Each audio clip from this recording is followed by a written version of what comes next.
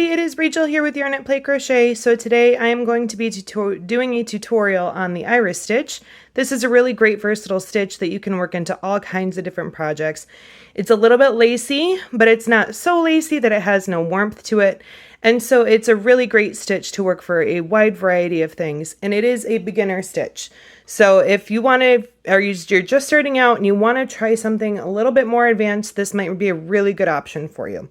So today I'm going to be using Just Yarn Worsted from the Dollar Tree. It is by Premier. If you are in the States, you can go to your local Dollar Tree and you should be able to find some.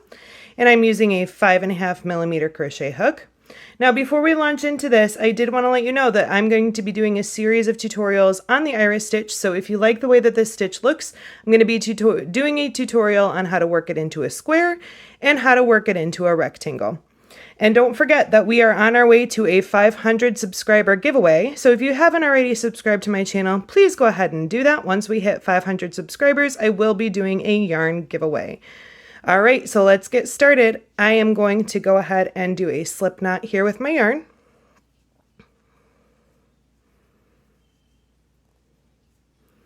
And put that on my hook. Now this stitch is worked up in multiples of 4 plus 1. So I'm just going to do a foundation row here, and I'm just going to go 1, 2, 3, 4, 1, 2, 3, 4, 1, 2, 3, 4, 1, 2, 3, 4, and you can do this for however long you want the base of your pattern to be. So if you're doing a shawl or a blanket, you just keep going and you keep working in multiples of 4 until you get to your desired length. So I'm just going to do a couple more here quick for the sake of our purposes here. And it is 4 plus 1, so that'll be my length for our little swatch here. And then I'm going to do plus 1, and it does say that for your foundation chain you do want to add 2 more, so it's multiples of 4 plus 1 for your foundation chain plus another 2. So we can do 2 more, 1, 2, and now you should be at the correct length. So that can get a little bit confusing. Sometimes multiples can be a little bit confusing when you're not used to working in them. But just know that all the formula that you need is for your foundation chain is it's worked in multiples of 4 plus 1. And then you add 2 more stitches for your foundation chain. So go ahead and turn your work. Now we're going to chain into the 5th, or we're going to work our first stitch into the 5th chain here. So we're going to count these little V's going backwards. So 1, 2, 3, 4, 5. So that stitch right there is the one that I'm going to want to work into. So I'm going to pinch that stitch so I don't lose track of it.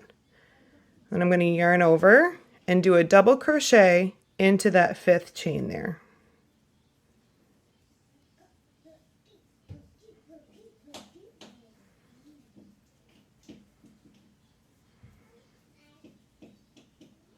Now we're going to do that exact same thing again. We're going to do another double crochet into that exact same stitch right there.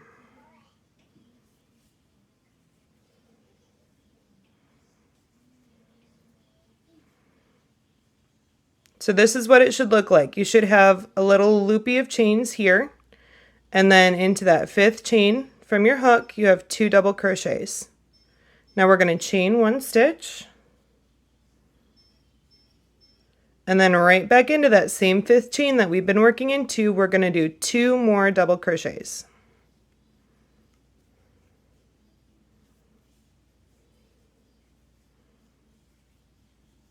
One,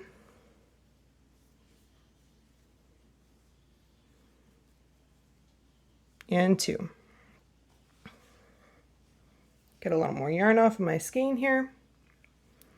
Now, There we have our first little gapped shell. And that's basically the only thing that you need to know for this whole stitch. The pattern is 2 double crochet, 1 chain, 2 double crochet, all worked into the same space. So it's a little bit, trying to get your foundation row established is going to be the hardest part of this. And once you get that established, you're going to be lightning speed because that's all there is to it. So let's count our stitches. We're going to skip 3 and work into our 4th chain. So this one right here, that is a chain. It's a little bit smaller and snug down because we just worked into here and it stretched that chain out. But that is a chain right there. So we're going to count 1, 2, 3, 4. So that 4th stitch there, that is the one that we want to be working into. So I'm going to pinch that stitch and we're going to do a double crochet into that 4th stitch there. Okay, now we're going to do another double crochet into that 4th chain stitch. And then we're going to chain 1. And then 2 more double crochet into that same stitch.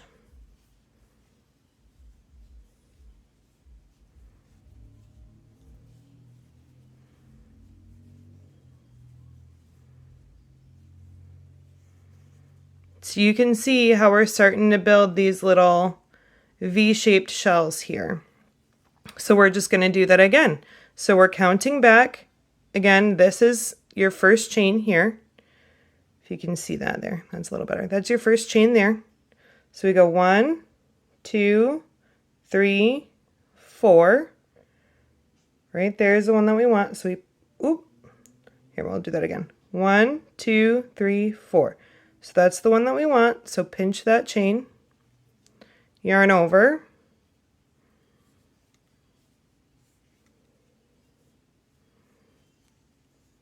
and do your 2 double crochet into that chain stitch, and then chain 1, and then 2 more double crochet into that chain stitch.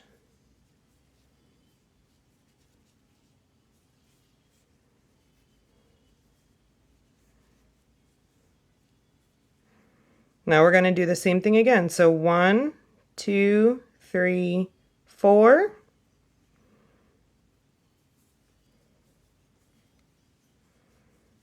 Two double crochet.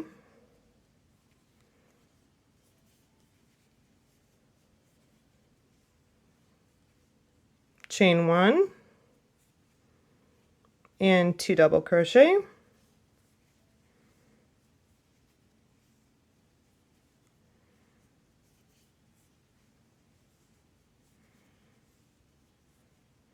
And then you keep doing that until you get to the end of your chain.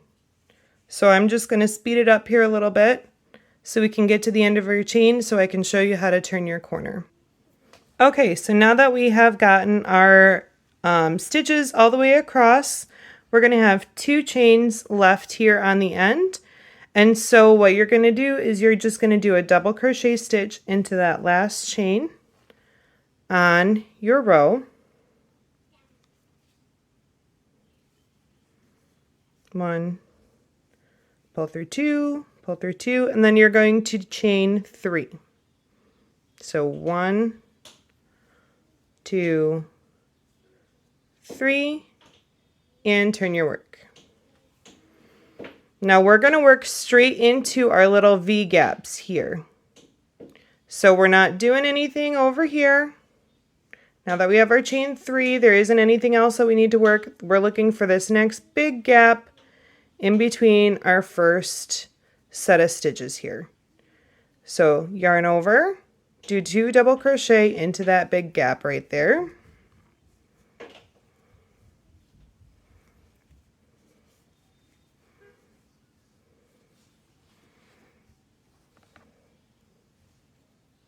Getting more yarn off my skein here. Ooh. There we go. And then you're going to chain 1 and 2 double crochet into that big space again. So you can see how this very simple 1 row repeat can work into something really beautiful really quickly. So we're going to skip over all of this here in the middle. We're not going to touch any of that. We're looking for our next big gap space between our stitches right here. So we're going to go straight into there with our next double crochet.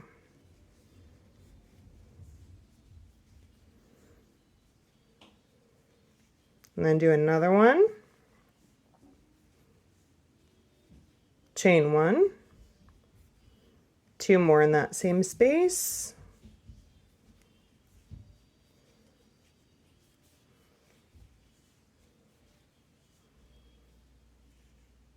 And we're going to keep going.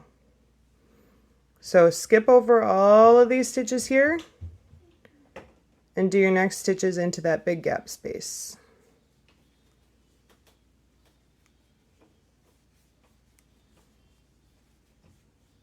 Chain 1,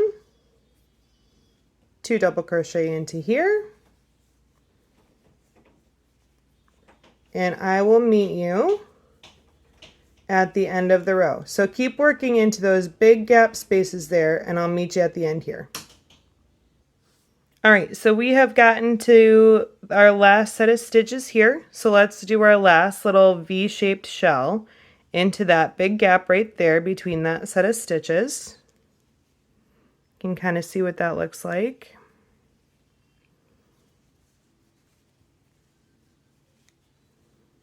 Two double crochet, chain 1, 2 double crochet again,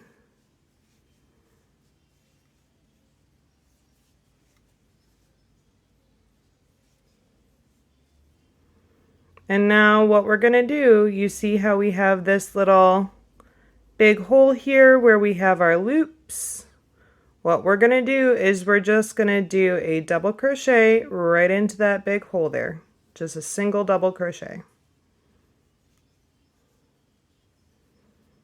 Just like that. And as you work up your edges, they will lay nice and straight for you because they'll all kind of pull the direction that you need them to go, and it'll be a nice straight edge that you don't have to think too hard about. So that's really nice. So go ahead and chain 3. Turn your work. And we're going to do the exact same thing all the way across. So remember, you're looking for these big gaps in your V-stitches here. So ignore everything here. Now that you have your chain 3, you just start with your double crochets right into there. And 2 double crochet, chain 1, 2 double crochet. And this is a really great stitch to just kind of, once you get it in your hook, you really just fly with it. It's really not complicated. It's a simple 1 row repeat. And as you work it up, it winds up looking really, really pretty. And it's not something that you have to think too hard about. This is a really great stitch to be working on if you're just watching TV or hanging out at night, or if you're bring your yarn with you and you're hanging out talking with friends. This is one that you can just kind of chat and not have to worry about counting all those stitches or anything like that. You can just kind of get it and go, and it goes really quickly. So I'm almost to my other end here. I'll show you one more time that corner. And then we will, oop, took off too many here. There we go. There. And I will show you that corner one more time. I am curious, what are your favorite kind of simple stitches that just kind of get in your hands and go? I'm pretty sure that at this point I could probably do this stitch blindfolded because I've been working with it a lot lately. And so it really is nice to just kind of be able to pick up and put down, pick up and put down when I'm chasing my kids around during the day. And I don't have to worry about, well, what count was I on? Where was I? What was I doing? It's just grab and go kind of a thing. So I'm doing my last shell here and my last big gap between stitches.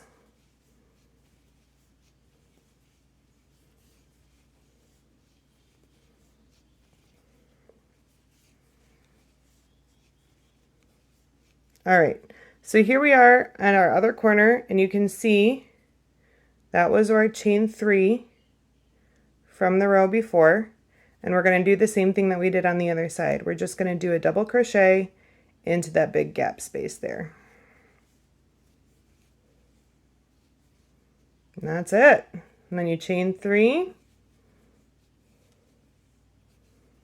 and turn your corner and keep on trucking. So this iris stitch is something that I really, really like to do. Like I said, I am working on right now, or I have figured out how to make this in a square and how to make this in a rectangle. So this would be a really great pattern for a beautiful baby blanket if you wanted to make it a bunch of squares and attach those together, or if you wanted to do it in a big rectangle shape and just have it one big rectangle. It would work up really nice. Obviously, you can always, if you wanted to make a blanket out of this, you can just crochet this up like this in a big rectangle. You can do that as well. I just think that the edging is really pretty around the outside. It just has a little bit of a ridged effect there. So if you were to make it in the rectangle, you wouldn't even have to put a border on there if you didn't want to, because the entire edge of the blanket is going to be that beautiful kind of lacy looking edge. So I'll be doing tutorials on that soon to show you how to work this stitch up in the square and in a rectangle. But in the meantime, I will leave that there for now. I wanted to get the basics of the stitch in a tutorial so that when I do those other tutorials, hopefully you'll have some basic knowledge of the anatomy of the stitch, how it works up, and your multiples, which again, your multiples are, you work it in multiples of 4 plus 1. Plus you have to add an extra 2 to that foundation row. So if you're building your foundation row, you do multiples of 4 and then you add 3 to it, ultimately is what it comes down to. So that is that for now. Be sure to like and subscribe to my page if you want to see some really awesome in-depth yarn reviews where I do wash tests, amigurumi swatches, and all of that good stuff. I always do in-depth yarn reviews and show you everything that I can think of to put a yarn through, including a hot wash and hot dry test to see how it washes. But check out my channel for that. Otherwise, keep an eye out for those other tutorials on how to work up the iris stitch in a square and in the round. Thanks so much for hanging out with me today. Happy hooking!